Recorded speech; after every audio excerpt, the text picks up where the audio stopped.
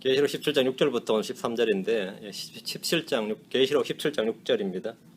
계시록 17장 6절 오늘은 여자의 신비 짐승의 신비입니다. 계시록 17장 6절 말씀입니다. 같이 읽습니다. 계시록 17장 6절 또 내가 보매 그 여자가 성도들의 피와 예수님의 순교자들의 피에 취하였으므로 내가 그녀를 보고 크게 놀라며 이상히 여기니. 그러면서 이제 그 다음에 천사가 그 여자의 신비와 그녀를 나르는 짐승 곧 7머리와 10뿔 가진 짐승의 신비를 내게 말하여 주리라 이랬죠. 여자의 신비, 짐승의 신비 이래 됩니다. 여자의 신비, 짐승의 신비. 오늘은 이 말씀을 가지고 말씀을 전하겠습니다. 잠깐 기도합시다. 오늘 말씀은 여자의 신비, 짐승의 신비입니다. 17장에서 핵심 인물은 여자와 짐승입니다. 여자와 짐승이죠. 여자는 짐승을 타고 있는데 그럼 여자는 누구이며 짐승은 누구인지 살펴보도록 하겠습니다. 계시록 유난히 짐승들이 많이 나옵니다. 하늘의 왕자 주변에는 4마리의 짐승이 나오죠. 4마리의 짐승이 나오는데 사도 요한이 그들의 모습을 보았는데 그들의 모습이 어땠다고 그랬습니까? 계시록 4장 7절에 첫째 짐승은 사자 같고 둘째 짐승은 송아지 같으며 셋째 짐승은 사람 같으며 사람 같은 얼굴 가지고 넷째 짐승은 날아다니는 독수리 같더라. 이렇게 짐승이죠. 이들 짐승은 이미 구약 성경에서 에스겔서에 자세히 나와 있습니다. 정체도 나와 있죠. 이들의 정체는 그룹들이다 이렇게 말하면 그룹들이다. 하나님은 모세의 성막을 만들게 하실 때부터 그룹들에 대해서 알려주셨습니다. 언약궤 위에는 긍휼의 자를 덮는 영광의 그룹들이 있었고 성소와 지성소를 나누는 휘장에는 그룹들이 수놓아져 있었습니다. 휘장에도 그룹들이 있고 언약궤에도 그룹들이 있고 그러죠. 그룹이란 말은 유대인들은 흔히 듣는 말씀이에요. 시편에도 그룹들 사이에 거하시는 주님 이런 표현도 있고 그룹이죠. 그룹들은 아담이 에덴의 낙원에서 쫓겨날 때 동산 동쪽 그룹들과 동산 동쪽의 그룹들과 사방으로 도는 불타는 칼을 두어서 생명나무의 길을 지키게 하심으로써 아담과 그 후세대들이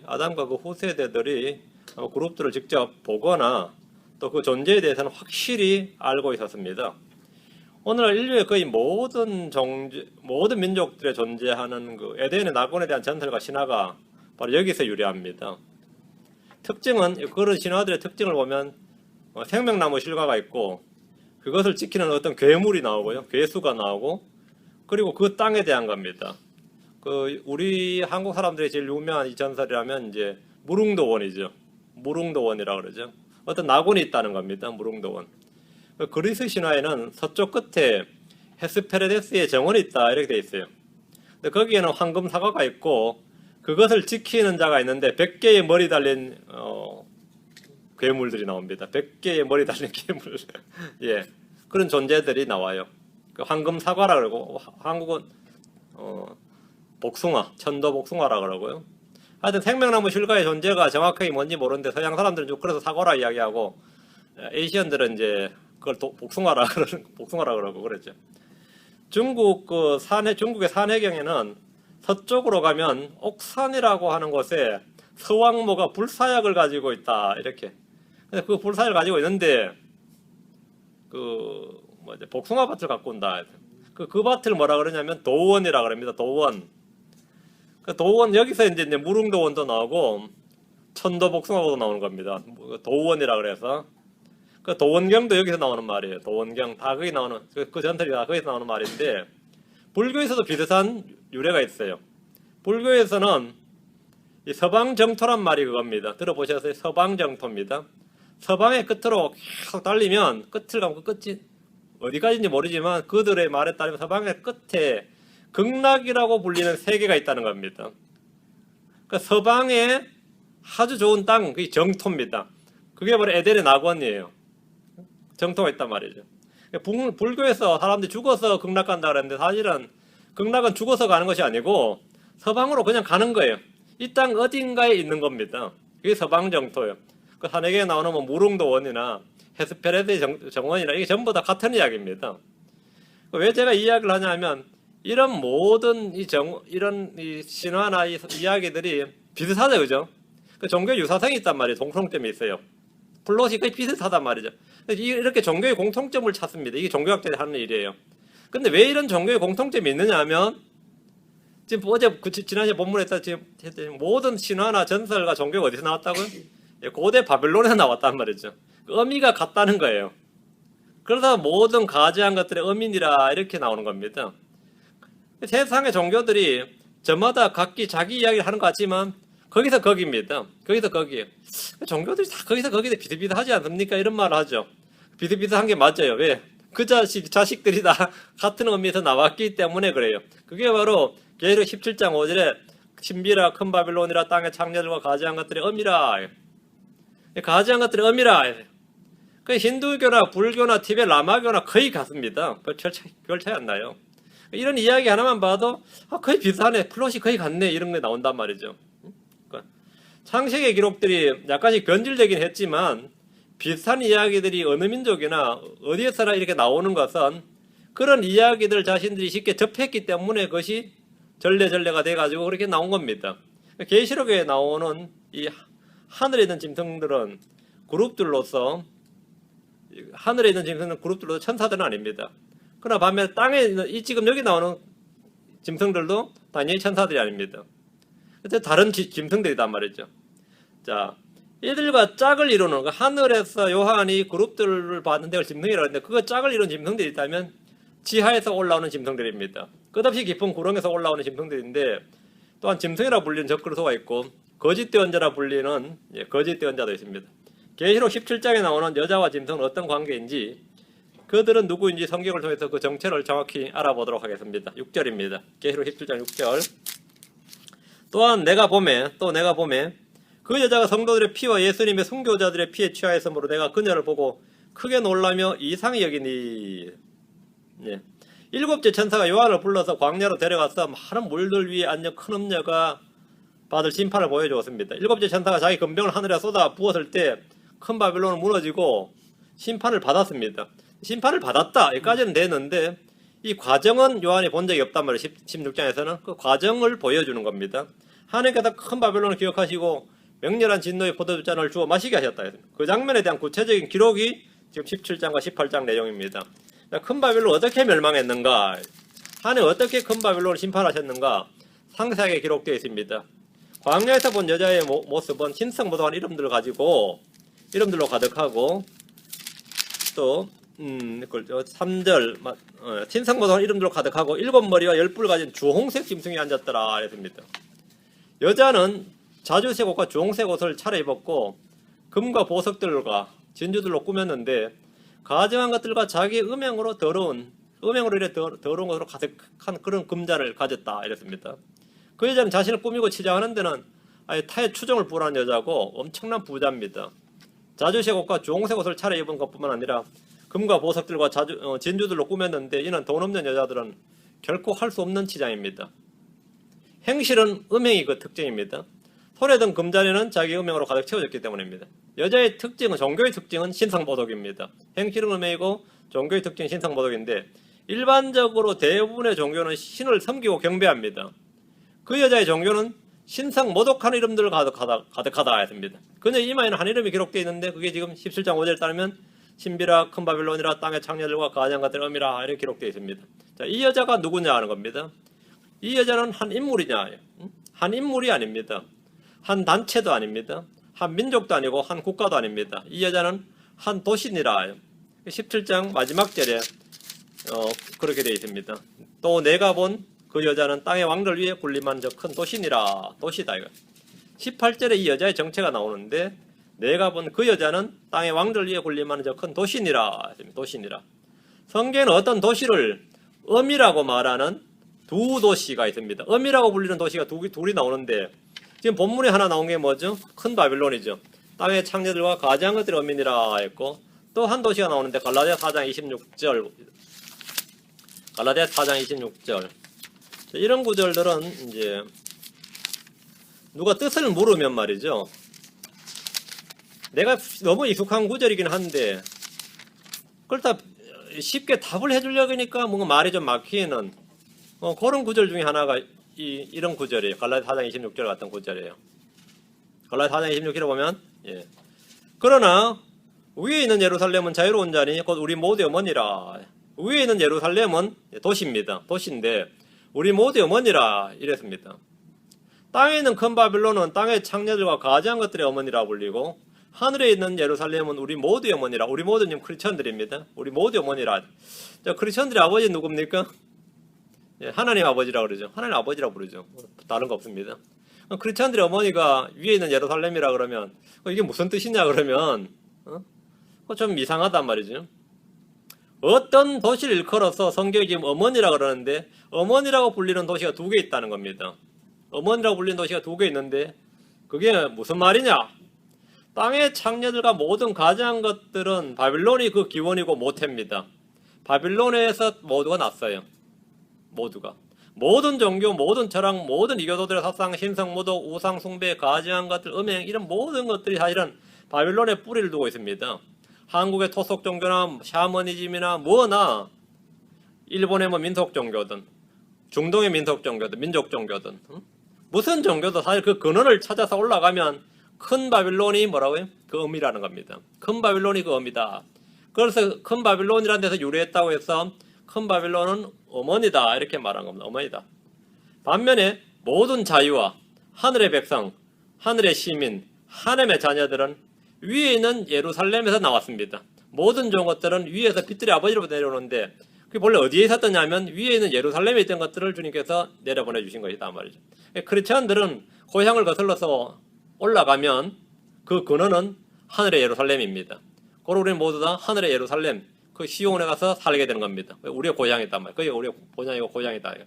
그 의미입니다. 어머니라는 의미가 바로 고향, 본향, 뿌리란 뜻입니다. 우리 모두의 어머니란 뜻이. 네. 여기서 한국에 하나님의 교회, 뭐 안상홍 증인회 이런 종교가 있어요. 하나님 어머니를 아십니까? 이렇게 팜플렛이 보면 그 종교에 하나님 어머니를 아십니까? 우리는 어머니 하나를 믿습니다. 굉장히 요즘 부흥하고 있는 교회입니다. 그래서 성경에 그런 말이 세상에 어딨냐 그러면 갈라디아 4장 26절을 딱 펴요. 갈라디아 4장 26절을 못 보셨습니까? 이러면서 그러면서 딱 펴는 말이 그러나 위에 있는 예루살렘은 자유로운 자니 우리 모두 어머니들아 그러면 이 장로교인들은 꼼짝을 못해요. 아닌 것 같긴 한데 분명히 아닌 것 같긴 한데 우리 모두 어머니니라 이런 거 못 들어보셨죠? 그러면 막 그냥 당황을 합니다. 이런 거 못 들어보셨죠? 이러면 지금 당신한테 듣고 있지 않소? 얘는 우리 모두 어머니라 그러면 위에 있는 예루살렘 우리 모두 어머니 맞습니다. 우리 모두 어머니 맞아요. 모든 것은 빛들의 아버지로부터 오는데 저 위에서 내려온 것이라는 뜻입니다. 그 위가 우리가 갖고 있는 새 생명이든지 우리가 갖고 있는 좋은 성령 은사든지 모든 것은 다 어디에 있었던 거라고요? 저 위에 있었던 거라. 땅에서 난 것이 아니란 겁니다. 위에서 내려온 거란 뜻이에요. 그 헤드쿼터 본향 뿌리가 어디라고요? 위에 있는 예루살렘이단 말이에요. 우리 모두의 어머니니라 이렇게 말합니다. 땅에 있는 예루살렘은 아니고요. 유대인들은 이걸 자꾸 위에 있는 예루살렘을 땅에 있는 예루살렘 이렇게 생각을 해요. 그래서 예루살렘이 사실은 전 세계 중심이 돼야 되고 유대민족 종교의 부흥이 있어야 되고 민족 자체의 부흥이 있어야 되고 오늘 크리스천들은 이 헤브라이즘의 그 유산을 받아서 사실은 올리브 나무에 젖 붙여진 것이니까 뿌리에다 젖 붙여진 것을 약간 받아먹는 존재에 불과하다. 우리가 원뿌리고 원가지다 이렇게 하면서 좀 그렇게 토라 운동, 토라 공동체 뭐 그런 거 있죠. 그게 다 거기서 나온 말들입니다. 또 거기 또 혹해가지고 또 한국 사람들 그것도 좋아가지고 하여튼 한국 사람들이 어쩌면 심성이 참 밭이 좋은 것 같아요. 밭이 좋다는 말은 잡초도 잘 자란다는 뜻이에요. 아무 씨나 잘 자라요. 아무 씨나 갖다 뿌리면 자라는 것 같아. 밭이 나쁘면 뭐 밭이 나쁜 밭은 말이죠. 또 특징이 있죠. 아세요? 좋은 씨는 안 자라고 나쁜 씨만 자라요. 그게 나쁜 밭입니다. 좋은 밭은 다 잘 자라요. 좋은 밭은 다 잘 자라요. 근데 첫 큰 도시니라 이 도시를 지금 여러분 지금 기억해 두셔야 됩니다. 그 위에 있는 예루살렘 우리 모두 어머니들아 이렇게 말씀해야 됩니다. 우리 아멘. 그리고 땅에 있는 바벨론은 저 큰 도시 바벨론은 땅의 모든 가증한 것들의 어머니니라 했으니까 안상홍 증인의 어머니도 사실은 여신 종교거든요.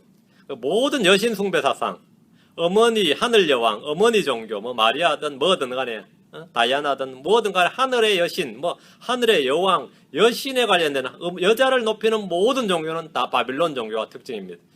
그 종교 자체도 뭐라고요? 그들의 어머니가 예루살렘 아니에요. 큰 바빌론이 지금 당신 지금 엄마를 잘못 알고 계시는 것 같다. 그렇게 당신의 어머니는 위에 있는 예루살렘이 아니라 큰 바빌론이다. 큰 바빌론이다. 다시 6절입니다. 다시 계시록 가서 6절. 또 내가 보매 그 여자가 성도들의 피와 예수님의 선교자들의 피에 취하였으므로 내가 그녀를 보고 크게 놀라며 이상히 여기니. 요한이 본 그 여자는 성도들의 피와 예수님의 선교자들의 피에 취하였다 이렇게 말합니다. 술에 취한 여자도 있고 뭐 약물에 취한 여자는 쉽게 볼 수 있는데 이 여자는 성도들의 피에 취한 여자입니다. 피에 취한 여자. 초대교회 때 유대인들은 그리스도인들을 박해했고 그들의 피를 흘렸습니다. 얼마나 많이 흘렸는지 모릅니다. 예수님을 죽였고 스데반을 죽였습니다. 헤롯이 사도 야고보를 칼로 죽였는데 유대인들이 아주 기뻐하는 거예요. 그러니까 헤롯이 야 이건 유대인들이 굉장히 기뻐하는구나 생각해서 뭐 하죠? 그 다음에 한 일이 뭐죠? 베드로 잡아 가둬가 죽이려고 그랬어요. 왜? 더 기쁘게 해주려고. 그러니까 유대인들이 크리스천들의 피를 흘린 걸 기뻐했다는 거죠. 그들은 성도들의 피와 예수님의 순교자들의 피에 취한 자들입니다. 분명히 누구? 유대인들, 불신의 유대인들은 피에 취한 자들이었습니다. 로마 제국의 황제들 역시 성도들의 피와 예수님의 순교자들의 피에 취했습니다. 우리는 AD 300년경까지 로마 제국에 의해서 얼마나 많은 크리스천들이 죽임을 당했는지 잘 알고 있습니다. 소위 말하는 로마 10번의 대박해라 그러죠. 그 10번의 대박해 동안 거의 뭐 피해 축제였다고. 그 피해 취하였다. 로마 제국도 마찬가지 피해 취한 여자였단 말이죠. 그들은 성도를 칼로 죽이고 불에 태워 죽이고 맹수의 먹이가 되게 했습니다. 사탄은 전술을 바꾸어서 로마 제국이 아니라 이번에는 로마 캐톨릭을 통해서 성도를 죽였습니다. 로마 제국이 황제가 자꾸 군대를 동원해서 크리스천들을 죽이는 것은 효과적이지 않다. 그래서 종교를 하나 만들어서 캐톨릭을 하나 만들어서 캐톨릭을 통해서 성도들의 성경을 빼앗고 침례받는 놈 다 죽이고 세례 다 받게 만들고 뭐 이런 식으로 죽여 나가는데 중세 천년을 일컬어서 세속 사가들조차 불신의 세속 사학자들조차도 암흑 시대라고 말합니다. 완전 암흑 시대였다. 그 시대는 완전히 어둠의 시대였다. 빛이 없는 시대였습니다. 성경은 완전히 덮어졌습니다. 성경을 펴볼 수가 없었어요. 종교 재판이 자행됐고 예수 이름으로 막 전쟁이 막 나라마다 전쟁이 일어나고 말이죠. 성경 신자들은 누구나 만으로 몰려서 죽임을 당했습니다. 침례를 받는 자들은 이단으로 몰려 죽었고 성경을 소지한 자들은 성경을 소지한 그 자체만으로도 이 사형에 해당되는 죄였습니다. 성경을 가지고 있다는 게 죄야. 그래서 죽임을 당했어요. 이게 암흑시대죠. 이게 피에 취한 음녀란 말이죠. 유대인들, 로마 제국, 로마 캐톨릭이 전부가 아닙니다. 무슬림들은 AD 600년경부터 이제 무슬림이 등장을 시작했는데 중동에 무슬림들은 크리스천들을 닥치는 대로 죽였습니다. 무슬림들은 크리스천들을 닥치는 대로 죽였어요. 다른 모든 종교들 역시 성도들을 용납하지 않았습니다. 근대 공산주의가 등장했을 때 그들은 교회를 다 폐쇄했고 성도를 죽였습니다. 이들은 모두 피에 취한 자들입니다. 성도들의 피와 예수님의 선교자들의 피에 취하였으므로 피에 취한 자들입니다. 민족이 다르고 언어가 다르고 종교가 다르고 성도들 뭐 이런 게 다 달라도 그들은 딱 한 가지 공통점이 있는데 성도들과 예수님의 피를 흘리는 데는 하나였다는 겁니다. 그건 언제나 하나였습니다. 왜 그런가 하면 이들의 어미가 바로 본문에 나오는 짐승 위에 탄 여자입니다. 이들의 어미가. 그래서 하는 짓이 똑같은 겁니다. 사도 요한은 그녀를 보고 크게 놀라며 이상히 여겼습니다. 사도 요한이 놀란 이유가 뭡니까? 이 많은 이들이 이 부분을 주석할 때 이 여자가 로마 캐톨릭이었기 때문에 크게 놀랐다고 해석합니다. 그건 좀 말이 안 되지 않습니까? 사도 요한이 AD 96년경 사람이고 로마 캐톨릭이 AD 한 350년경인데 사도 요한이 로마 캐톨릭 본 적도 없고 알 수도 없는 상태죠. 이제 유명 주석가들 보면 로마 제국을 보고는 놀랄 일이 없다. 왜 로마 제국에 통해서는 자기들도 다 죽임을 당했고 사도들도 맞죠? 예수님도 로마 제국에 죽임을 당했고 자기도 지금 로마에 의해서 지금 밥 먹으면 유배로 왔는 상태인데 로마가 성도를 죽이는 이런 놀랄 일이 아니지만 로마 캐톨릭이 성도를 죽이는 거 보고 놀랐다. 이런 식의 주석을 많이 답니다. 그런 주석을 많이 다는데 요한은 로마 제국은 알지만 로마 캐톨릭은 뭔지도 모르는 사람입니다. 사도 요한은 그렇죠? 전혀 몰라요. 캐톨릭은 아직 태동하기도 전이었습니다. 요한은 왜 놀란 겁니까? 그 여자를 보고 놀랐다 요한은. 사람들의 해석과 추측은 우리가 딱 사양하고 거절하고 어제 본문을 보겠습니다. 17장 7절 그 천사가 내게 이르되 내가 어찌하여 놀라느냐 했어요. 내가 어찌하여 놀라느냐. 요한이 놀라니까 그 여자를 보고 놀라니까 천사가 물은 거예요. 내가 어찌하여 놀라느냐. 내가 그 여자의 신비와 그녀를 나르는 짐승 곧 7머리와 10뿔을 가진 짐승의 신비를 내게 말하여 주리라. 천사가 직접 해석을 해주겠다 이거죠. 그러니까 뭐 고뇌하고 싸매고 말이야 금식하고 알려고 할 필요 없습니다. 잘 들으면 됩니다. 말씀을 잘 들으면 돼요. 천사는 지금 요한에게 내가 어째 놀랐냐고 물었습니다. 그러니까 요한은 답을 해주지 않았어요. 근데 천사가 바로 설명을 해주는 겁니다. 요한이 놀란 것은 그녀가 성도들의 피와 예수님의 순교자들의 피에 취하였기 때문에 놀란 겁니다. 요한은 그 여자와 짐승의 정체에 대해서 정확히 알지 못했습니다. 알았다면 천사의 설명이나 해석이 필요하지 않았을 겁니다.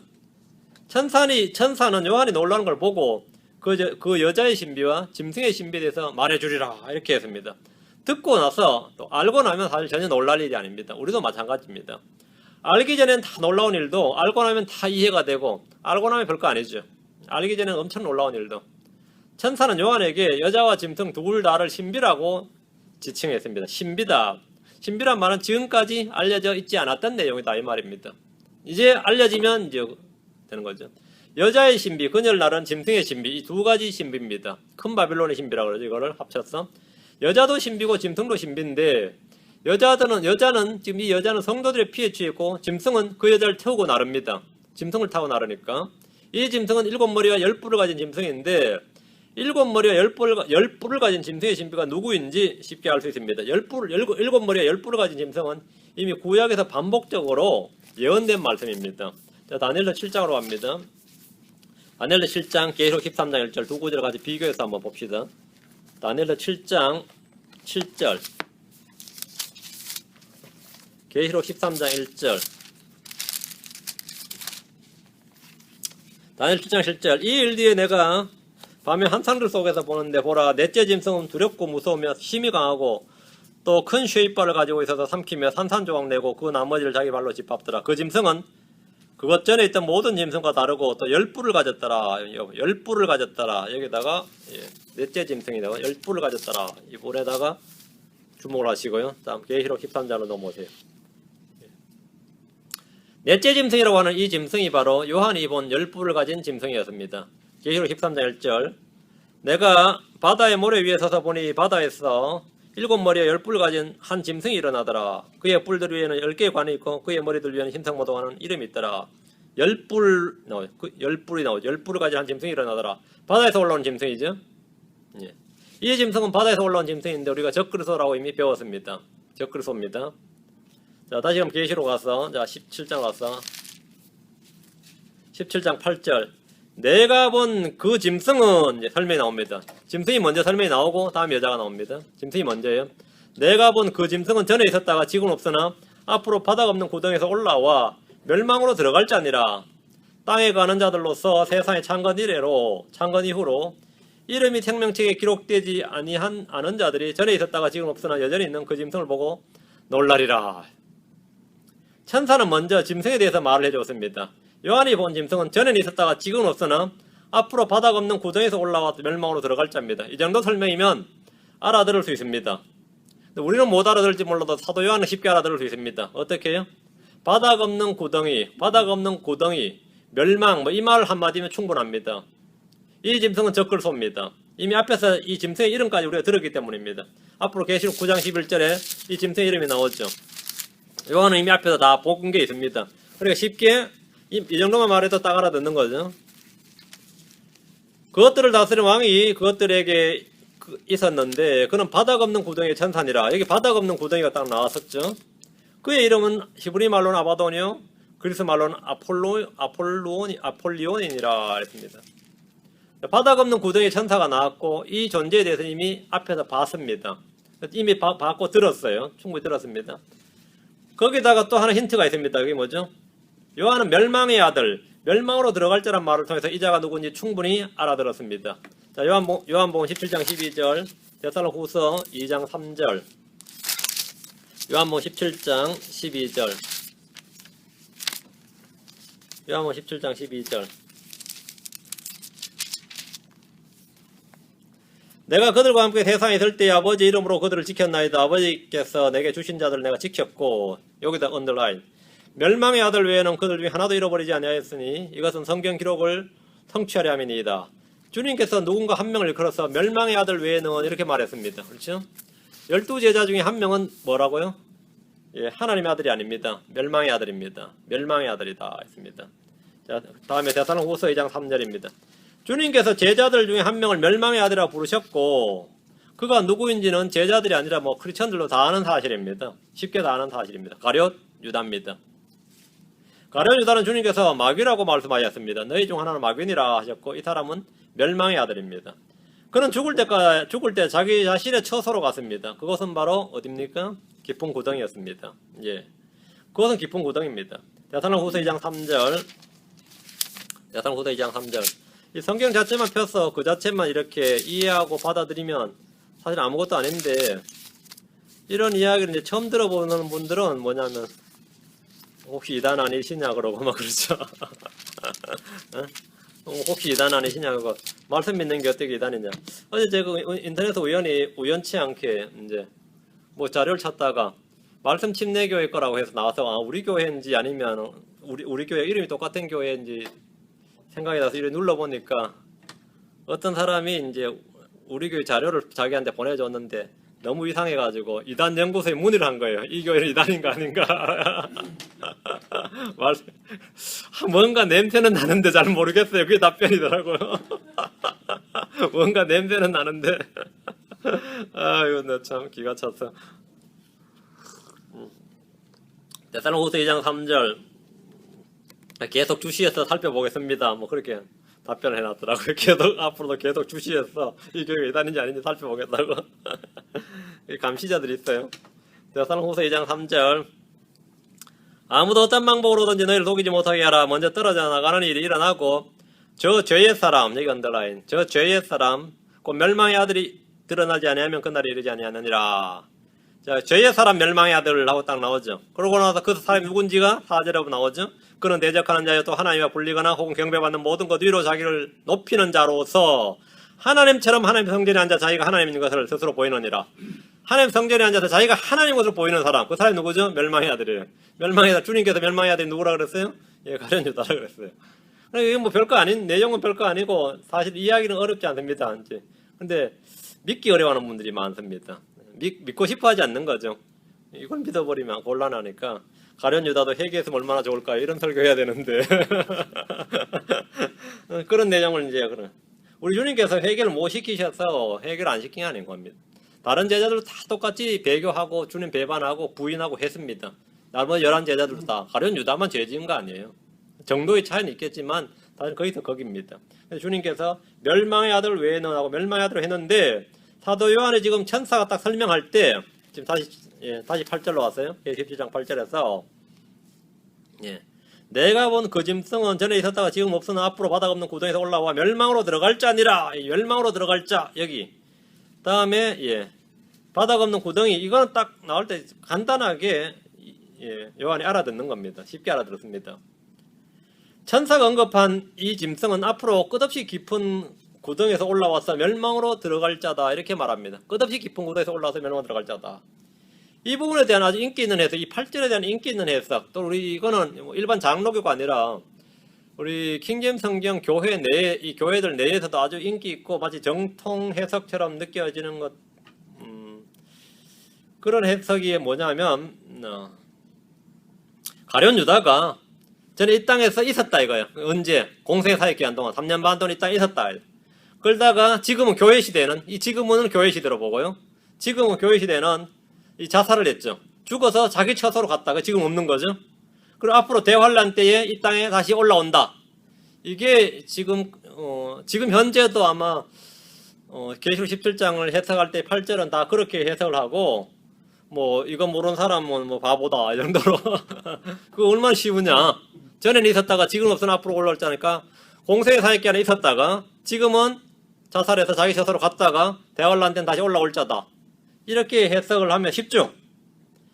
그래서 이제 이렇게 킹제임스 성경을 믿는 교회 내에서조차도 또 독립침례교회들 또 근본주의라는 사람들도 이 정도 해석을 가장 이제 무난한 해석으로 해석을 합니다. 저도 그렇게 배웠고 한동안 그렇게 배웠으니까 저도 그렇게 뭐 아주 쉽네 하고 해석을 했는데 마음속에 뭔가 좀 찜찜한 구석이 있었죠. 늘.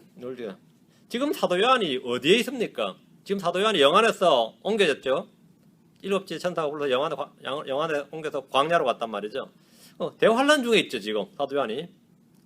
그 짐승이 전에 있었다는 것은 대환란 초기부터 있었던 인물이다 이 말입니다. 전에 있었다가 그러니까 주님과 공생의 사역 기간 동안에 공생의 사역 동안에 있다가 교회 시간에 없고 대환란 때 있다 이 말이 아니고 대환란 초기부터 있었던 인물인데 사도 요한은 바다에서 올라온 짐승을 봤단 말이죠. 그리고 그는 이 땅에서 적그리스도로 활동을 합니다. 적그리스도 활동을 해요. 전 3년 만이 지날 즈음에 짐승은 자신의 모습과 정체를 드러내면서 자신이 하나님으로 보이고 경배를 받습니다. 맞죠? 그러다가 죽음의 부상을 당하고 한쪽 눈과 한쪽 손이 완전히 말라서 완전히 죽은 자처럼 되어버립니다. 여기 아주 중요합니다. 그러다가 다시 살아납니다. 그렇죠? 다시 살아납니다. 여기까지 우리가 배웠습니다.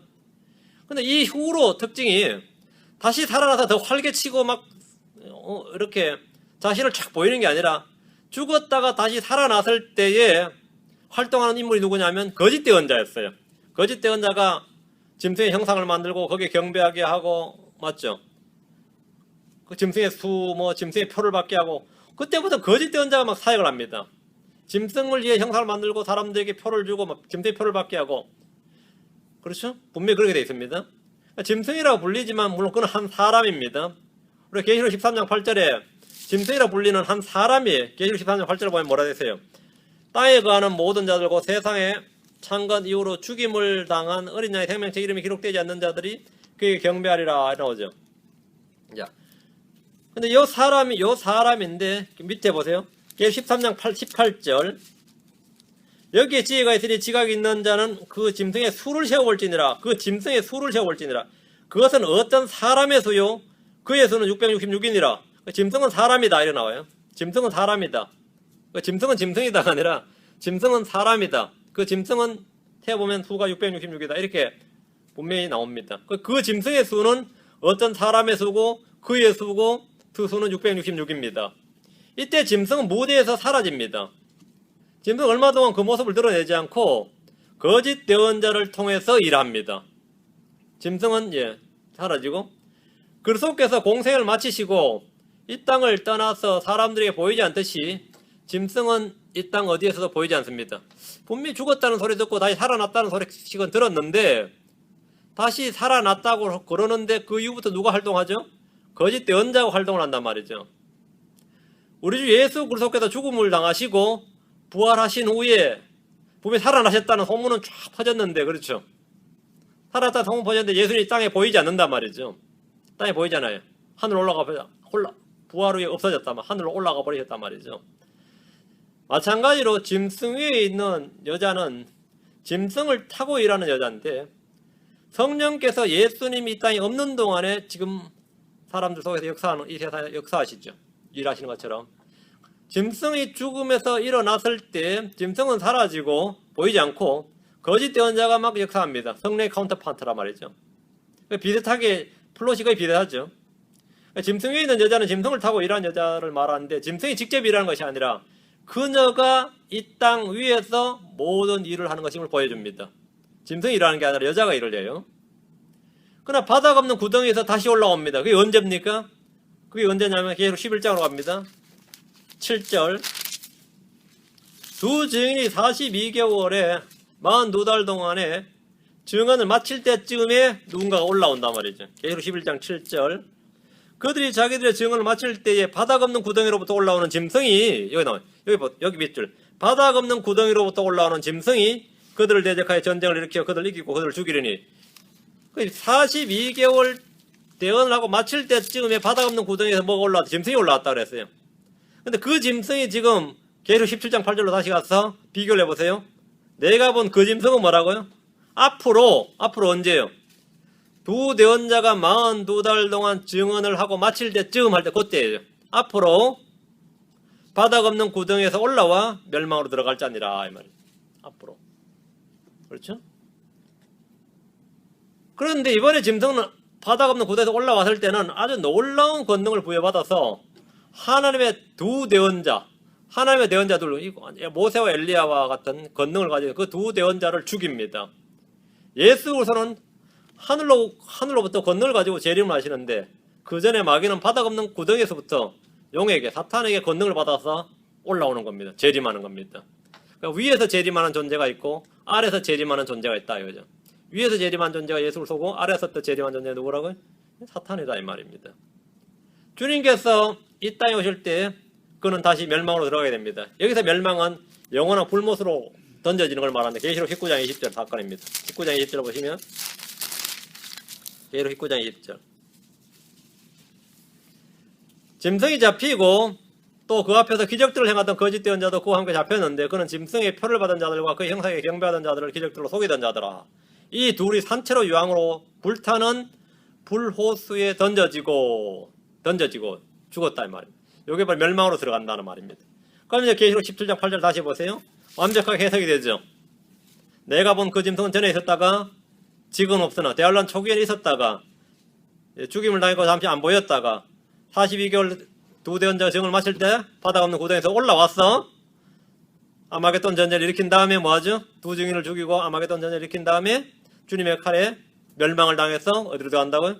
불호수로 던져진다. 그게 17장 8절 말입니다. 17장 8절 이야기예요. 네. 여러분이 뭐 어떤 다른 주석서를 읽다 보면 아마 이런 주석은 거의 없고 제가 아까 말한 인기 있는 해석 그게 대부분입니다. 예. 근데 아주 단순한 이야기입니다. 지금 대환란 시점 이야기지 공생의 사역에서 교회 시대 다음에 뭐죠? 그럼 그럼 사도 요한이 지금이 어떻게 되는 거죠? 교회 시대가 돼야 돼요. 왜? 지금은 없어나가 되니까. 지금은 없으나 지금 사도 요한이 있는 시점이 대환란 시점이니까 지금은 대환란 시점을 중심을 잡아야 돼. 대환란에서 전과 앞으로 이렇게 해야죠. 기준을. 근데 지금 이 일반 해석에서는 17장 8절 해석할 때 지금은 없으나 할 때 지금은 없으나가 어디가 되죠? 교회 시대로 잡는 거죠. 그럼 요한이 어디 있어야 되는 거죠? 교회에 있어야 되는 거죠. 큰 바빌론이 교회가 돼버린 교회의 시대가 되는 거죠. 지금 대환란 이야기니까 이건 말이 안 맞는 거죠. 지금은 없으나가 지금은 어디라고요? 대환란 때라고. 그럼 이 다른 아주 멋들어진 아주 인기 있는 해석이든 정통적인 해석이든 근본주의 보수주의 무슨 해석도 다 틀린 말입니다. 지금은 이 교회 시대가 아니다 말입니다. 사도 요한이 지금 주의 천사와 함께 있는 지금이 교회 시대가 아니에요. 교회 시대여야 전에는 지금은 앞으로 날 때 그 말이 성립하는 거죠. 네. 그거는 지금 본문에 따르면 전혀 말이 안 된다. 다시 8절로 갑니다. 땅에 거하는 자들로서 세상의 창건 이후로 이름이 생명책에 기록되지 않은 자들이 전에 있었다가 지금 없으나 여전히 있는 그 짐승을 보고 놀라리라. 사도 요한도 놀랐지만 땅에 있는 사람들도 놀란다는 거죠. 땅에 있는 사람들도 놀라요. 땅에 있는 사람들이 어떻게 놀랄 수 있어요? 가룟 유다였다면 사도 요한은 놀랄 수 있지만 땅에 있는 자들 놀랄 일이 없죠. 모르니까. 그런 해석은 말이 안 된다 이거죠. 크리스천들은 대환란 때 땅에 거하는 자들이 아니라 하늘에 거하는 자들입니다. 14만 4천 명은 대환란 중반에 하늘로 들림받습니다. 환란 성도들 역시 후반에 하늘로 들림받습니다. 대환란 때 죽임을 당한 혼들은 땅에 거하는 자들이 아니라 그들은 제단 아래에서 안식을 취하다가 하늘로 들림받습니다. 그럼 땅에 거하는 자들은 누굽니까? 땅에 거하는 자들 중에도 광야로 도망가는 유대인들이나 산으로 피한 사람들이나 어딘가로 숨어서 대환란이 끝나길 기다리는 사람들은 여기 땅에 거하는 자들이 아닙니다. 그들은 주님 오실 때까지 끝까지 견디는 자들입니다. 본문은 땅에 거하는 자들로서 세상의 창건 이래로 이름이 생명책에 기록되지 않는 자들 이렇게 나옵니다. 요한이 본 그 짐승을 보고 이들도 놀랍니다. 왜 놀라죠? 전에 있었다가 한참 오지 안 보였단 말이죠. 지금 없다가 다시 나타나니까 놀라는 거죠. 그게 17장 8절 이야기입니다. 땅에 가는 자들도 그 짐승을 보고 놀라게 됩니다. 분명히 전에 죽었다가 했다가 살아났다고 했다가 우리가 그 짐승의 형상에 경배도 하고 그 짐승의 경배를 안 하고 왜 짐승의 형상에 경배를 한 겁니까? 짐승이 잠시 사라졌기 때문입니다. 그 짐승의 형상에 경배하고 있던 그 존재가 다시 올라와서 자신들을 괴롭히던 두 증인을 해치우고 성도들과 전쟁에서 이기고 하니까 다들 놀라는 겁니다. 대체 자신들이 섬겼던 경배했던 바로 그 자가 땅 지하에서 재림한 거, 땅속 깊은 구덩이에서 올라온 거죠. 재림한 겁니다. 그래서 다들 놀랐던 겁니다. 크리스천들은 주님의 다시 오심을 놀라게 되고 기이 여기게 되고 놀라게 되고 땅에 있는 자들은 적그리스도의 재림에 놀라게 되고 그런 겁니다. 우리는 언제 놀라요? 예, 대환란 되기 전에 놀라야 되지. 기이역이라. 우리가 놀란다는 말은 뭐 두려움으로 놀라는 게 아니라 원더에 원더, 기이 여기는 겁니다. 기히 여기는 그런 놀라움이죠. 예, 원더풀 할 때 원더입니다. 원더. 예. 주목을 하십시오. 성경에서 하나님이라 불리는 사람이 있고 계속해서 짐승이라 불리는 사람이 있습니다. 짐승이라 불리는 사람은 전에 있었다가 지금 없으나 여전히 있는 존재로서 땅에 거하는 모든 사람들에게 경배의 대상이 됩니다. 이 땅에서 백세도 못 사는 사람들에게 이런 사람은 불멸의 존재로 보일 수밖에 없습니다. 세상의 창건 이후로 이름이 생명책에 기록되지 않는 자들은 짐승에게 경배하는 자들입니다. 어린 양의 생명책에 이름이 기록되면 그분을 믿어야 됩니다. 기록되려면 그분을 믿어야 됩니다. 우리의 이름은 이미 하늘에 있습니다. 누구든지 주 예수 그리스도를 믿는 순간 그 이름이 하늘의 생명책에, 어린 양의 생명책에 기록됩니다. 하나님은 이기는 자들, 하나님은 이기는 자들은 그의 이름을 생명책에서 지워버리지 아니한다, 이렇게 말씀하십니다. 성경 말하기를 누구든지 생명책에 기록된 것으로 드러나지 않는 자는 불호수에 던져진다고 말합니다.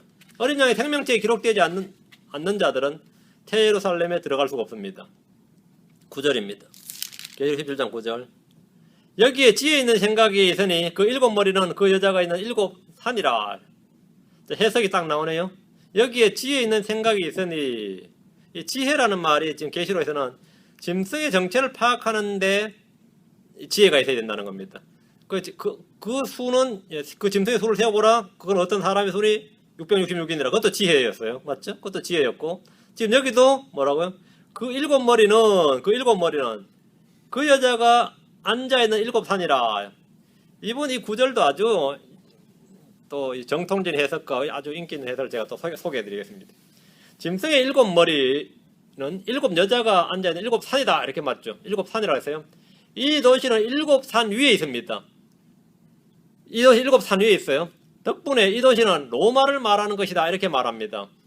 외경 중에서, 외경의 말이에요. 에스드라 이서, 바룩 이서, 유경에 속하는 시빌리아의 신탁 등에 보면 바빌론은 로마를 뜻하는 암호명입니다. 바빌론 로마를 뜻하는 암호명이고, 로마 황제 중에서 베스파시아누스 황제 제2기간 중에 약 서기 70년경인데, 이때 주조된 로마 주하에 로마를 일곱 언덕 위에 앉아있는 여인으로 묘사하고 있습니다. 그 주하에 일곱 언덕 위에 앉아있는 여인으로 나와요. 잘 기억을 하셔야 됩니다. 그리고 지금 우리 성경 공부 교재로서 가장 유명한 교재 중에 하나가 국제성서백과사전이라는 게 있습니다. 영어로는 5권짜리인데 한국어로도 번역되어 있는 걸로 알아요. 국제성서백과사전인데 아주 잘 되어 있어요. 거기 보면 뭐 웬만한 거 찾으면 다 나오는데, 거기 보면 이 부분에 대해서 나와요. 땅의 왕들을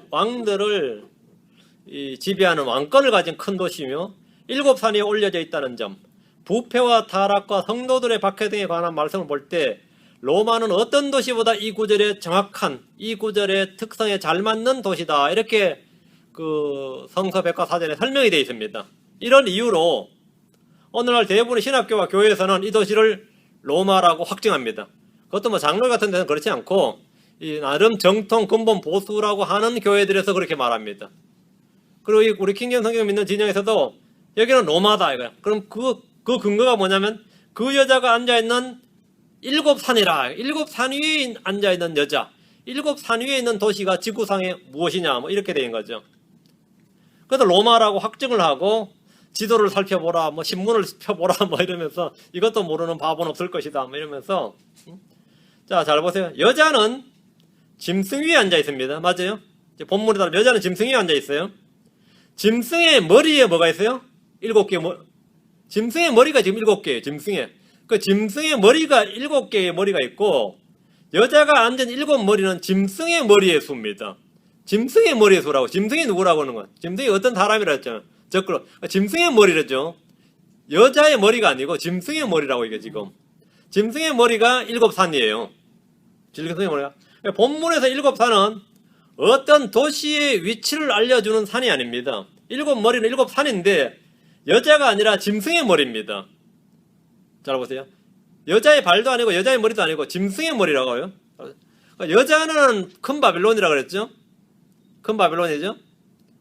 짐승은 7머리가 있고 10뿔 가졌는데 7머리는 7산이라고 그랬어요. 자, 잘 따라오셔야 됩니다. 근데 로마라는 도시를 보면 7산 위에 있는 도시가 아니라 로마는 10개의 언덕 위에 있는 도시입니다. 10 마운틴스도 아니고 힐스입니다. 로마 10개 언덕 중에 가장 높은 언덕이 275피트예요. 가장 높은 언덕이 야트쿨룸, 영어로는 우리가 영어 발음으로는 제티클럼이라고 제니클럼이라고 그러죠. 우리말로 그게 야니클룸이라고 번역했는지 야티클룸이라고 번역했는지 모르는데 제니클럼이라는 그 산인데, 산이 아니라 275피트의 조그만 언덕입니다. 여기 우리 라브라에 있는 언덕보다도 낮아요. 라브라에 있는 그 집들 있죠. 거기 언덕보다도 낮아요. 그게 제일 높은 거고, 나머지 9개 언덕은 150에서 250피트의 언덕인데 그 정도밖에 되지 않습니다. 이걸 산이라 그러면 좀 곤란하죠. 한국 사람들은 뭐 이 정도도 산이라 그럴 것 같아요. 동산이라 그러잖아요. 동산. 우리가 산에 올라가자 그러면 한국에는 외국인들 만나서 친구 사귄다고 하면 산에 올라가서 좋다고 야호하면 걔들이 우리 여기가 어디냐 그러면 산이라고 그러면 이게 무슨 산이냐, 언덕 힐이지 어떻게 산이냐 그러고 한국 애들이 이걸 산이라고 그래요. 이게 어떻게 산이냐. 어? 한국 사람들은 뭐 조그만 해도 뭐 다 산이라 그러지. 본문에는 이 여자는 이 산들 위에 앉아 있다고 했는데 이 산들은 짐승의 머리들이라고 알려주고 있습니다. 분명히 3절을 해주죠. 짐승의 정체를 알려주는 말씀이죠. 짐승의 정체를 알려주는 말씀입니다. 여자의 정체가 아니라 지금 짐승의 정체를 알려주고 있어요. 짐승의 7머리 중에 하나가 치명적인 상처를 입었는데 그는 살아난 후에 자신이 아닌 거짓 대언자를 통해 형상을 만들고, 그죠? 거짓 대언자를 통해서 형상이 만들어지고 사람들의 경배를 받습니다. 그는 전면에 등장하지 않습니다. 계시록 17장의 여자는 큰 도시고 짐승은 적그를 쏘고 머리는 산들인데, 여기서 산들은 지리적인 어떤 위치의 산들이 아니라 왕들을 나타내는 말입니다. 왕국들을 나타내는 말이에요. 산이 왕국을 가리킨다는 말은 성경에서 쉽게 확인됩니다. 자, 시편 30편 7절. 자, 세 구절만 봅시다. 지금 제가 여부분 천천히 하는 것은 지금 이 부분의 해석이 우리 킹잼 성경에서 가르치는, 킹잼 성경 진리에서 가르친 것과도 많이 다르기 때문입니다. 많이 다르기 때문에 분명하게 따라오면 저절을 잘 이해할 수 있습니다. 시편 30편 7절, 시편 30편 7절, 예레미야 51장 25절, 다니엘서 2장 35절, 다음 예레미야, 다니엘서 갑니다. 자, 먼저 시편 30편 7절. 주여, 주께서 주의 호의로 내 산을 굳게 세우셨사오나 주께서 주의 얼굴을 숨기시니 내가 근심하였나이다. 여러분, 다윗이 하는 말인데, 주여, 주께서 주의 호의로 뭘 세웠다고요? 내 산을 굳게 세우셨사오니 이랬죠. 다윗이 말하는 내 산이 뭐죠? 내 왕국을 굳게 세우셨다, 이 말입니다. 내 집을 굳게 세웠다, 내 왕국을 굳게 세웠다. 내 집은 다윗의 집 하면 다윗의 왕국입니다. 내 왕국을 굳게 세우셨사오니 이 말입니다. 다윗이 말한 내 산은 뭐라고요? 내 왕국입니다. 자, 예레미야로 갑니다. 51장 25절. 예레미야 51장 25절이네요. 예레미야 51장 25절.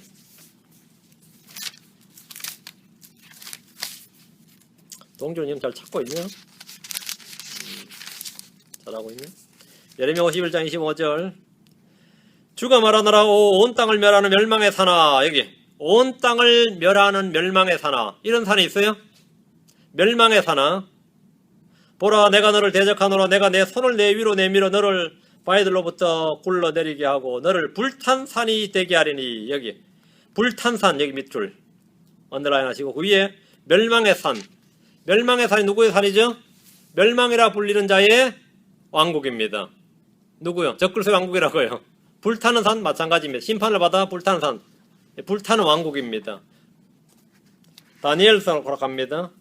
멸망의 산, 불타는 산이라는 표현은 멸망하는 왕국, 즉 멸망의 왕국, 멸망의 아들의 왕국을 말하는 겁니다. 주님께서 불로 심판하실 왕국으로서 대환란 때 적그리스도의 왕국을 산이라고 말하고 있습니다. 자, 다니엘서 2장 35절. 다니엘서 2장 35절.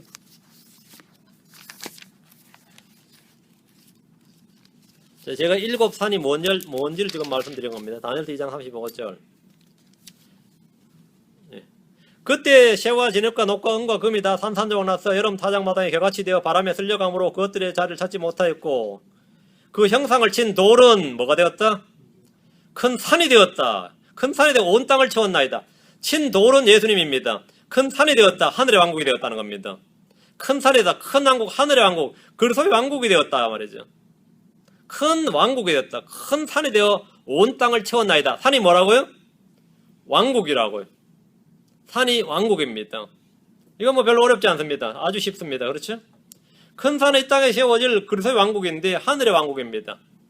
주님께서 큰 돌이시고 떠있는 돌이고 재림 때에 그 돌이 왕국이 되었다 이거죠. 그리스도께서 그리스도의 왕국이 되었다. 왕과 왕국이 지금 동의어로 사용되는 예입니다. 일곱 산은 일곱 왕들 곧 일곱 왕국을 말합니다. 왕과 왕국은 동일합니다. 사울 왕 하면 그건 사울 왕국이죠. 다윗 왕 하면 다윗 왕국의 왕입니다. 예수께서는 그리스도의 왕국의 왕이시죠, 당연히. 무엇보다 본문에서 다시 17 계시록 와서 17장 본문에 와서 17장 10절에 보면 그 산이 뭔지가 나오죠. 또 일곱 왕이 있는데 다섯은 망하였고 9절에 보면 일곱 머리라고 말했죠. 일곱 머리, 일곱 산. 10절에 뭐라고요? 일곱 왕이 있는데 그러죠. 해석이 저절로 딱 되죠. 그 일곱 산이 일곱 왕이란 말이고 일곱 왕국이란 걸 쉽게 알 수 있습니다. 쉽게 알 수 있습니다. 그래 이걸 가지고 일곱 산이 앉은 언덕에서 로마 뭐 그거는 좀 곤란해. 로마는 일곱 언덕 위에 있고 일곱 산 위에 있지도 않고 10개의 산 위에 있습니다. 10개의 산이 있고 있어요.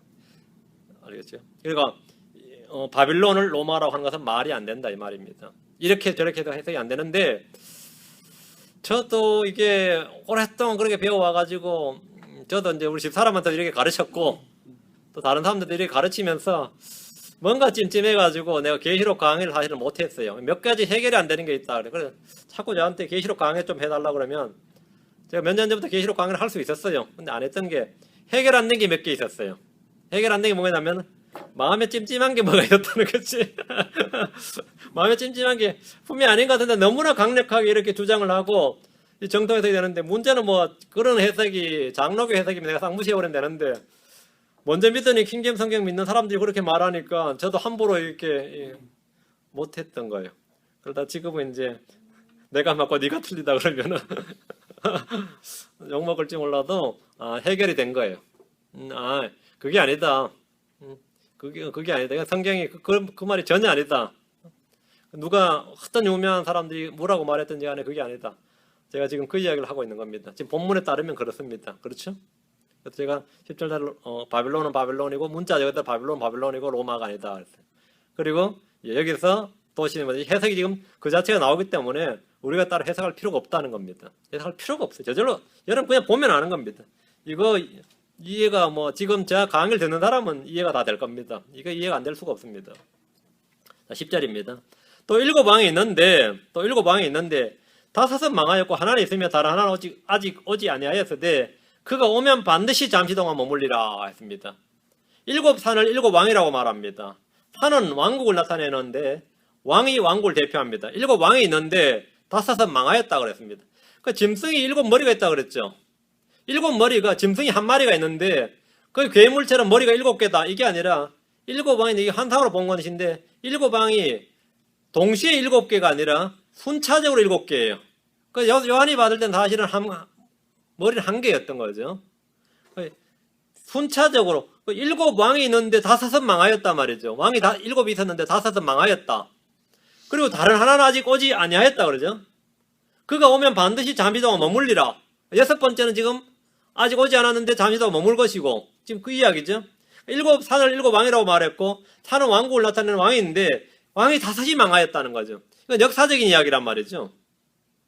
그 대환란 때 있는 10개 왕국 중에서 7 왕국 중에서 다섯이 망하였고 이 이야기가 아니라 역사에서 다섯 왕이 지금 망했단 말이에요. 없어졌단 말이에요. 왜? 앞으로 온다. 망하였다. 과거형, 미래형 이래서 있단 말이에요. 과거, 미래 이거 그 현재 그 과거, 현재, 미래 이거 시간 순으로 쫙 돼 있단 말이죠. 그 요거는 이 해석은 정확하게 확증할 수 있는 게 다니엘서를 보면 다니엘서의 왕국이 동시상을 말한 것이 아니라 금머리부터 차례대로 말하고 있단 말이죠. 계속해서 짐승도 마찬가지고 제국을 차례대로 말하고 있어요. 머리, 어깨, 가슴, 배, 다리 그렇죠? 발가락 차례대로 말하는 것이다. 차례대로 말하고 있다. 오케이. 자 우린 다니엘서를 통해서 왕국들의 흥망성쇠 기록을 보는데 망한 왕국은 뭐냐면 이집트 왕국, 바벨론 왕국, 이집트가 첫 번째고 바벨론 왕국, 아시리아, 페르시아, 그리스입니다. 하나는 있으며란 말씀은 로마 제국입니다. 로마 제국은 지금 요한이 살던 시대에 있었고 언제까지 있었어요? 거의 천년 제국이었다고. 로마 제국이 계속 있었어요. 요한이 이 글을 쓸 당시에도 로마 제국은 지속되고 있었고 망하지 않았습니다. 다른 하나는 아직 오지 않았다는 거죠. 이 말씀 언제? 적그리스도 왕국을 말하는 겁니다. 7머리는 7왕인데 이들 왕들은 동시에 있는 것이 아니라 순차적으로 역사에 제시되는 왕들입니다. 그래서 이게 신비인 거예요. 이게 신비라면. 이거는 천사가 해석해 주지 않았으면 우리는 이게 동시 상황인지 역사 상황인지 모르는 거죠. 천사가 해석을 해주니까 우리는 아는 겁니다. 아니고 그냥 알고 듣는 대로 믿는 겁니다.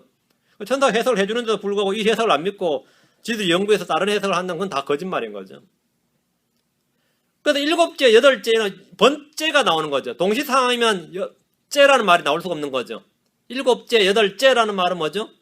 시간 순서를 말하는 거단 말이죠. 성경에서 이스라엘과 관련된 첫 번째 왕국은 이집트입니다. 여기서 그러면 앞에 5개 왕국이 망했다 그러면 앞에 5개 왕국을 정할 때 어떻게 정하느냐가 생기는데 어떤 사람들은 이 부분도 이제 제가 중요합니다. 여러분 이제 제 설교 아니라 다른 사람 설교도 쓸 수가 있으니까 이제 비교도 해볼 수도 있고 또 다른 책을 볼 수도 있으니까 잘 보세요. 제가 다 설명을 해드린 겁니다. 최초의 왕국이 nim롯 왕국이다. 구스의 아들 nim롯이 세운 nim롯 왕을 1번으로 잡는 거예요. 그런데 저는 지금 이집트를 첫째 왕국이라고 그랬죠. 그럼 첫째 왕국이 이집트냐 nim롯이냐 그걸 어떻게 아느냐는 거예요. 응? 어쨌든 사람은 바빌론의 느부갓네살을 잡는단 말이죠. 근데 그걸 아는 방법이 있습니다. 여러분 어느 게 맞는지 여러분 스스로 판단해 보세요. 예언에 관련된 모든 기준은 이스라엘이에요. 그러니까 nim롯 왕국은 이스라엘과 아무 관련이 없습니다. 이스라엘과 관련된 첫 번째 세계 제국 왕국이 뭐죠? 이집트입니다.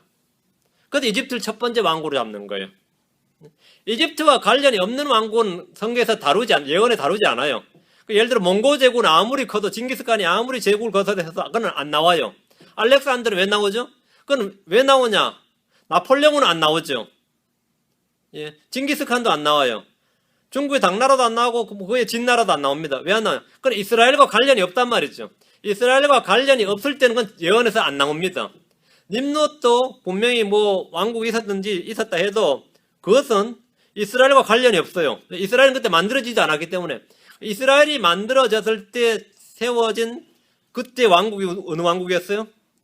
이집트 왕국이죠. 이스라엘이 태동된 왕국이 이집트에서 태동됐습니다. 그러니까 첫 번째 왕국은 이집트로 잡아야 됩니다. 이스라엘과 관련된 첫 번째 왕국은 단연 이집트입니다. 이런 기준이 없으면 해석은 자기 마음대로 되죠. 난 이렇게 생각하노라 그러면 할 말이 없잖아요. 자기는 그렇게 생각한다는데 뭐라 그래. 나는 그렇게 생각하지 않는다 하면 목소리 큰 사람이 이기는 거고, 성경 예언의 기준은 지금 특히 계시록에서는 이스라엘의 기준이에요. 이스라엘 기준입니다. 이집트 왕국, 이집트 왕조의 핵심은 파라오입니다. 파라오는 히브리 민족을 멸절시키기 위해서 그 씨를 없애고자 했습니다. 예언과 맞아 들어가죠? 그런데 성공해서 못했어요? 못했습니다. 왜? 대언자 모세를 통해서 도리어 모든 일이 저지가 되고 파라오 자신이 멸망하고 말았습니다. 근데 모세는 뭐라고 하냐면 마지막 때 나 같은 대언자가 하나 일어난다 그랬어요. 그럼 대환란과 맞춰보세요. 나 같은 대언자 예수 그리스도에 의해서 누가 멸망해요? 예수 그리스도에서 짐승이 죽임을 당합니다. 파라오는 바로 누굴 예배하죠? 적그리스도 짐승을 예배하는데 그 운명들이 하나같이 착착 이제 맞아 들어갑니다. 자, 첫 번째 이집트 왕국의 왕조의 파라오는 모세에 의해서 오히려 이스라엘을 모두 죽이려고 했다가 자신이 멸망을 당한다. 대환란도 똑같이 이스라엘을 멸절시키려고 하지만 하나님에 의해서 나 같은 대언자란 말한 모세와 같은 대언자인 예수 그리스도에 의해서 적그리스도가 멸망한다. 두 번째 왕국은 아시리아입니다. 아시리아 왕 하면 이집트와 가장 관련 깊은 왕이 누구죠? 아시리아 왕은 물론 많지만 아시리아 왕들이 많아도 예언의 기준 딱 하나로 잡습니다. 이스라엘과 관련입니다. 아시리아 왕조 중에서 이스라엘과 가장 관련 깊은 왕이 누굽니까? 산헤립입니다. 산헤립. 사네립은 이스라엘을 완전히 멸하기 위해서 군대를 동원해가지고 예루살렘을 포위했습니다. 그리고 항복을 요청했죠. 그 하나님을 막 모독하면서 요청했다가 히스기야 왕이 어떻게 했어요? 밤에 기도를 했죠. 그 사네립이 보낸 편지 한 장을 주님 전에 앞에 놓고 기도를 했어요. 주님께서 그 밤에 주의 천사를 보내서 18만 5천 명을 죽여버렸어요. 18만 5천 명을. 게임 끝나버린 거죠. 밤 사이에 군대가 멸망을 해버렸어요. 그래서 사네립이 도망을 쳤다가 겨우 자기 고향으로 돌아갔는데 뭐 군대 다 알고 돌아온 아버지를 왕으로 볼 사람은 아무도 없죠. 왕을. 그 아들한테 죽임을 당했어요. 패망한 왕이 아들한테 죽임을 당했어요. 대환란 때에도 이와 같이 천사들이 하나님의 군대로 이 땅의 전쟁에 개입해서 원수들을 멸하신다는 겁니다. 이것도 딱 맞아 들어가죠? 이 성경이 얼마나 절묘한지를 보세요. 세 번째 왕국은 바빌론입니다. 바빌론도 이스라엘과 밀접한 관련이 있습니다. 바빌론이 이스라엘을 침공하지 않았으면 상관없어요. 근데 바빌론이 이스라엘을 침공했을 뿐만 아니라 이스라엘을 몽땅 잡아다가 자기들 땅으로 데려갔어요. 근데 바빌론 왕을 이스라엘과 가장 관련 깊은 왕이 누굽니까? 바빌론 왕조 중에서? 느부갓네살이죠. 느부갓네살 왕은 이스라엘을 모두 포로로 사로잡았고 특별히 왕족들, 왕의 자제들과 귀족들의 씨를 말리고자 그들을 모두 내시로 만들었습니다. 이게 느부갓네살의 그 천재적인 지략이에요.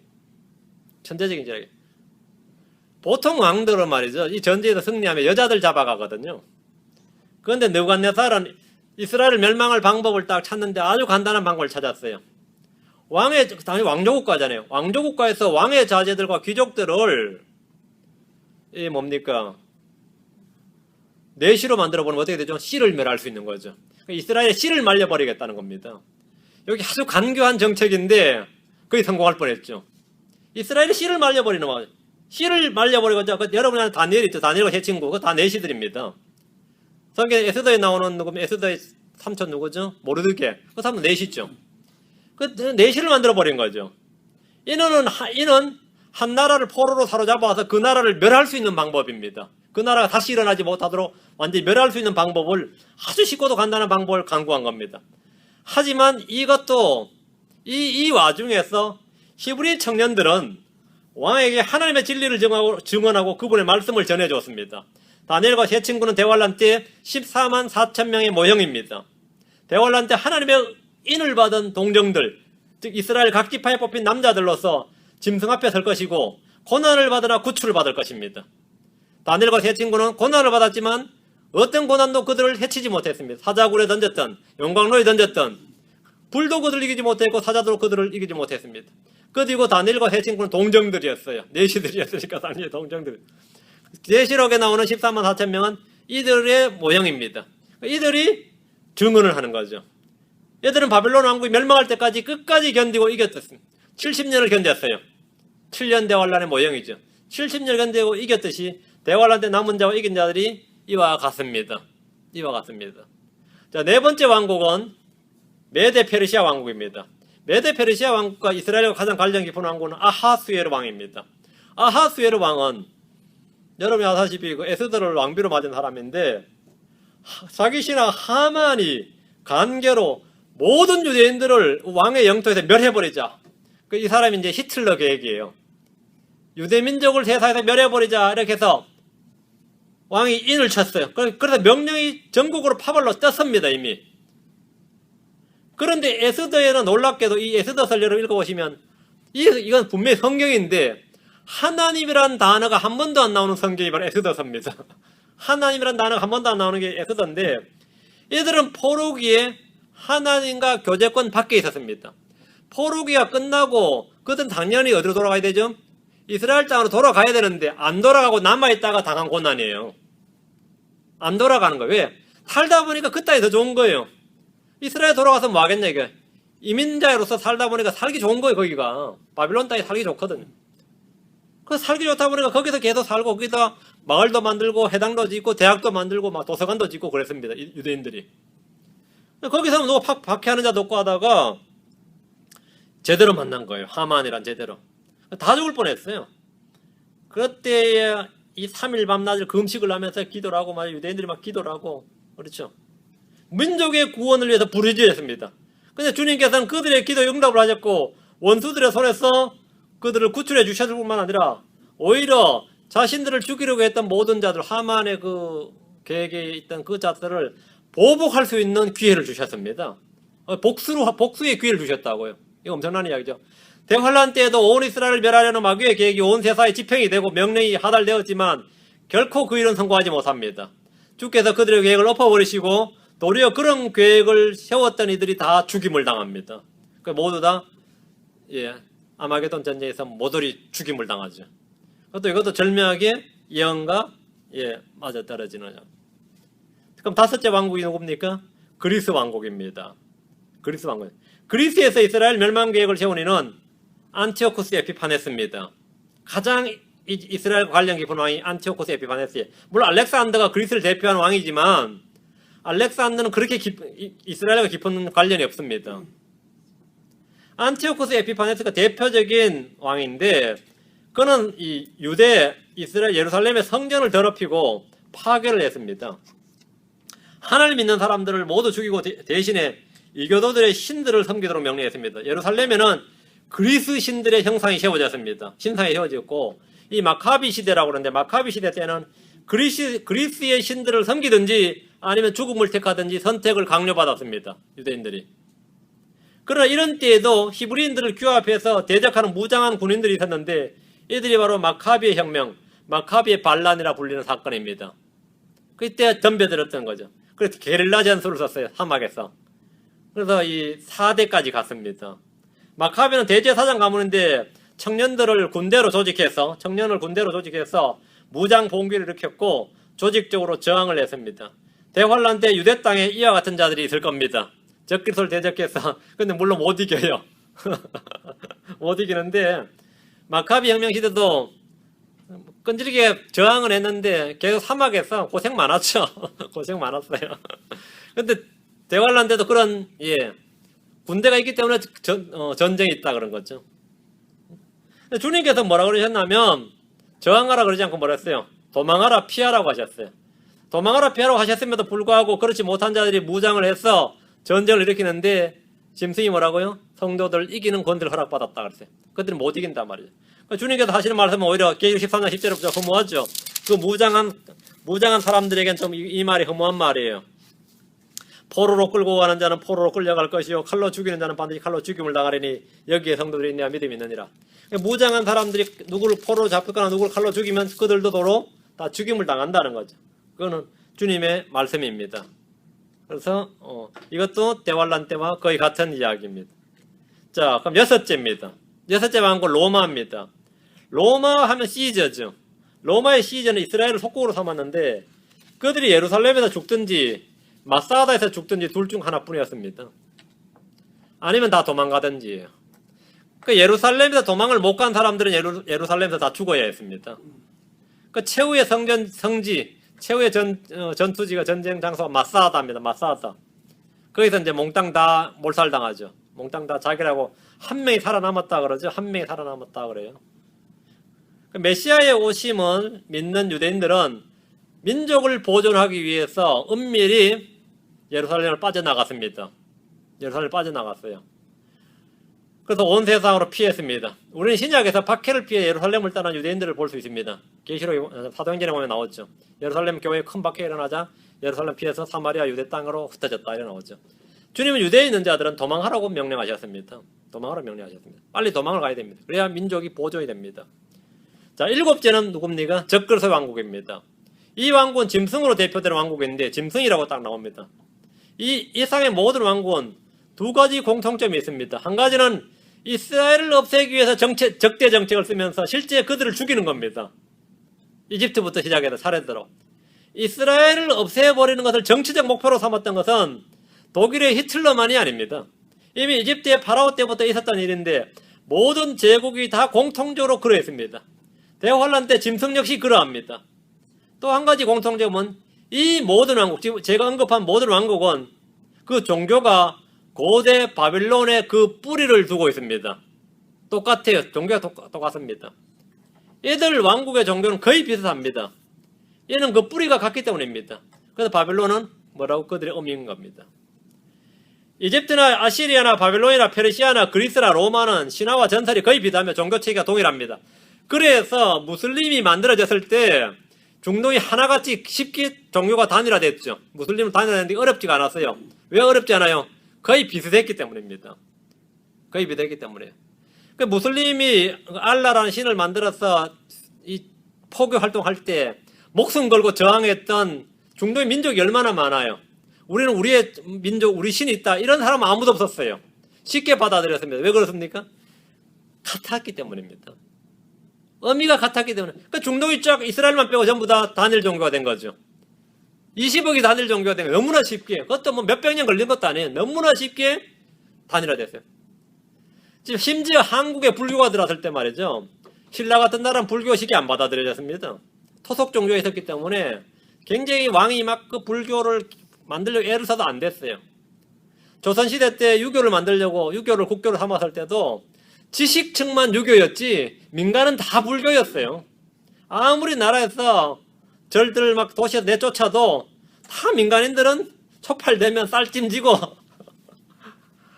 절로 갔다고. 종교라는 게 그렇게 쉽게 없어지지 않아요. 그런데 중동의 무슬림들 한번 보세요. 얼마나 쉽게 다 회교가 됐어요. 안 그래요? 너무나 쉽게 됐어요. 그런데 그 애들이 말이죠. 무슬림들이 인도 북부뿐만 아니라 인도 북부도 지금 무슬림이거든요. 동남아시아로 방향을 틀었는데 지금 인도네시아 같은 나라 말이에요. 다 무슬림이에요. 동남아시아가 너무나 쉽게 무슬림이 됐는데 그 애들은 왜 그렇게 종교에 저항이 없었을까? 그런데 기독교는 그렇게 쉽게 안 되거든요. 무슬림은 너무 쉽게 돼서 왜 쉽게 된 것 같아요? 예, 같은 자식이기 때문에 의미가 같기 때문이에요. 무슬림이 지금도 자신들이 세계를 정복하려고 했다고 자신만만해하는 이유는 너무나 쉽게 포교가 됐기 때문입니다. 너무나 쉽게. 그리고 지금 한국에도 15만 명이었다 그랬는데 지금 원래는 20만 명이라고 그러더라고요. 20만 명이 지금 무슬림으로 개종했다 그래. 대한민국 사람들이 절하는 걸 유난히 좋아하는데 하루 5번씩 절을 시키니까 이게 너무 좋은 거야. 허리 아프다가 없어요. 한국 사람들은 뭐 부처 앞에다 3,000배도 하는 판국에 뭐 하루 5번 절하는 거야. 뭐 우습지 뭐. 절하는 걸 유난히 좋아하는 민족이 한국 민족인데 이게 뭐 짝들러 만든 거야 이거야. 근데 이제 삼겹살을 못 먹는다는 게 치명적인 문제야. 무슬림은 삼겹살을 못 먹어요.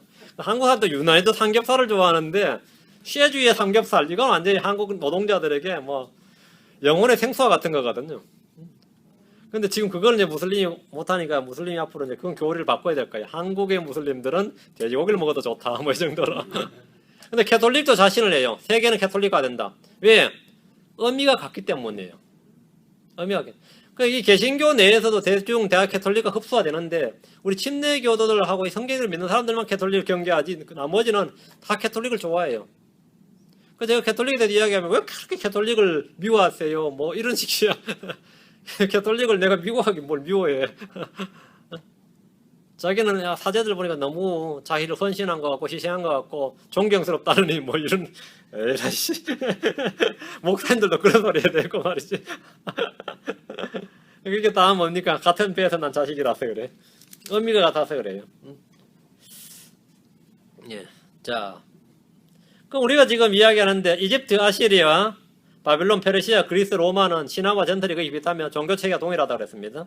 이들은 모두 글 속에서 이 땅에 오지 못하도록 여자의 씨를 제거하는 데 전력했습니다. 여자와 그 씨를 없애는 일은 인류 역사를 관통하는 사탄의 제일 역사입니다. 제일 사역이에요. 간혹 왜 성경에는 중국이나 몽고의 징기스칸이나 다른 나라 사람들은 나오지 않는가? 뭐 이런 질문을 하는 분들이 있습니다. 이스라엘을 멸하려 했던 다른 나라들은 왜 언급하지 않는가? 질문하는 분들도 있는데 사도행전에는 스데반을 죽이면서 그들이 예수를 거부하면 예루살렘의 교회를 모두 흩어버렸죠. 그때부터 지금 대환란 때까지 하나님께서 이스라엘을 성경 예언의 중심에서 약간 제쳐놓으셨습니다. 그게 이방인의 때이기 때문입니다. 중세나 근대 요즘에 일어나는 어떤 반유대 정책 등은 성경 예언의 대상이 아닙니다. 언제부터? 사도행전 7장부터 대환란 때까지가 그런 시기입니다. 그 뭐 독일의 뭐 히틀러 같은 게 여기 계시록에 안 나온다고 해서 이상한 거 아니다 이 말입니다. 11절입니다. 다시 계시록 17장 11절. 전에 있었다가 지금은 없는 그 짐승은 곧 8째며 7에 속한 자니라. 그가 멸망으로 들어가느니라. 전에 있었다가 지금 없는 그 짐승은 8째다. 곧 8째다. 7에 속한 자라 그랬죠. 7째 왕국이었던 적그리스도의 왕국은 그의 죽음으로써 잠시만 유지가 됩니다.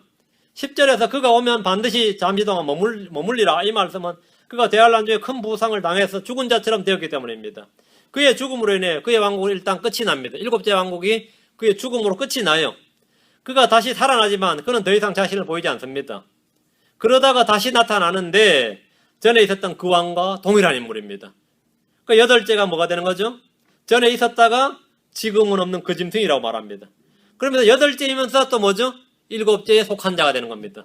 너무나 간단하죠.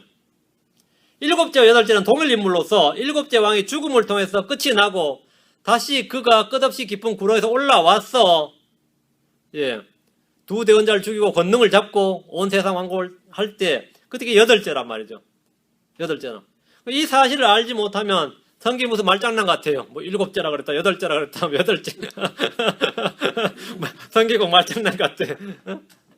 그리고 뭐 성경이 어렵느니 뭐 묵시문학이니 뭐 별소리를 다 하는데 전혀 그런 말이 아닙니다. 알고 나면 쉬워요.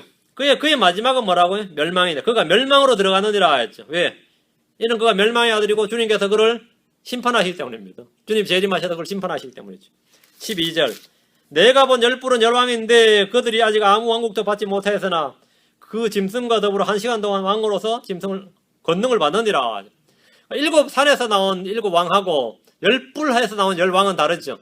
열불에서 나온 열왕은 대환란 때 있는 왕이죠. 번째가 아니에요. 그냥 열왕이에요. 10명의 왕이라고요.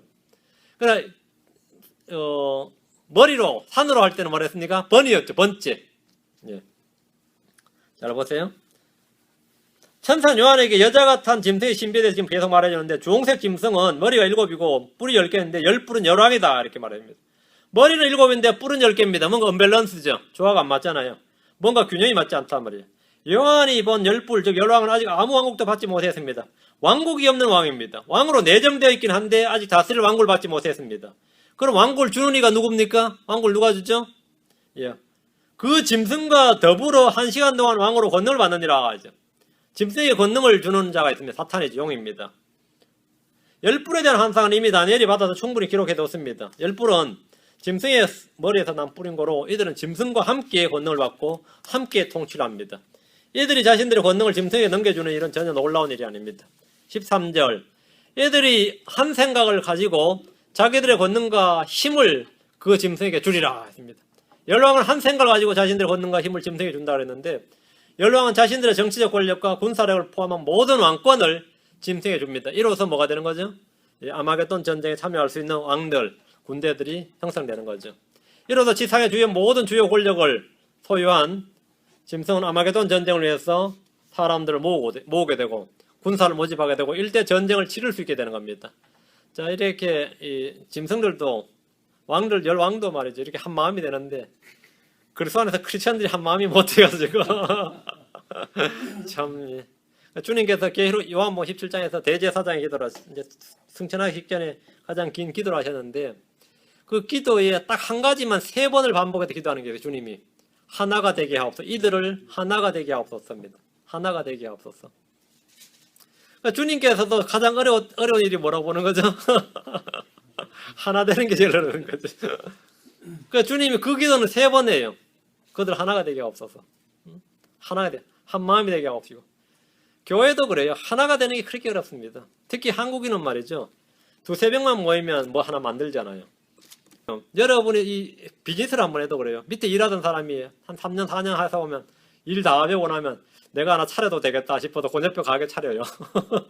한국 사람도 가게 차려요. 할 수 있거든요. 그거는 자격증이 필요 없거든. 가게 차리면 되거든요. 근데 목회도 보면 말이죠. 장로든 집사도 보면 딱 몇 년 있으면 나도 저 목사님만큼은 설교할 수 있겠다 생각이 들면 신학교 가요. 까짓거 별거 아니네. 부흥사 온 사람 뭐 온 사람 다 봤는데 나도 저 정도는 설교할 수 있겠다. 나도 저 정도는 목회할 수 있겠다 싶은 사람들은 과감하게 목회 차려버려요. 그건 뭐 누가 막는 사람 없거든요. 근데 장로교에서 그 못하게 하려고 막 안수증을 막 엄하게 해서 목사 고시도 보게 하고 막 그러니까 까다롭게 만드니까 어려운데 침례교는 굉장히 자율적이거든요. 침례교는 부름받은 사람은 누구나 하게 하는 성경을 하다 보니까 다 침례교로 와서 뭐 하냐 하면 교회 차려버리는 거예요. 침례교만큼 이단이 많은 게 없다. 이거 말하죠. 그러면 아무나 할 수 있는 어떤 종파면 종파라고 할 수 있는, 우린 종파가 아니지만 그렇게 할 수 있단 말이에요. 그래도 우리 킹잼성의 기내에서 마찬가지예요. 몇 년으로 형제로 있다가 저 사역합니다 하고 교회 차린 형제 한둘 아니에요. 우리가 이 한마음대에 그렇게 열왕도 지금 말이에요. 자기 정치적 군사적 권력까지 다 바치는데 크리스천들은 자기의 모든 걸 주님께 못 바쳐요. 주님께 못 바치고 아마 여기 뭐 우리가 뭐 만약 우리 주님이 설교를 하시든지 사도 바울이 와서 설교하든 저는 그렇게 생각하지 않습니다. 늘 많을 거야 아마.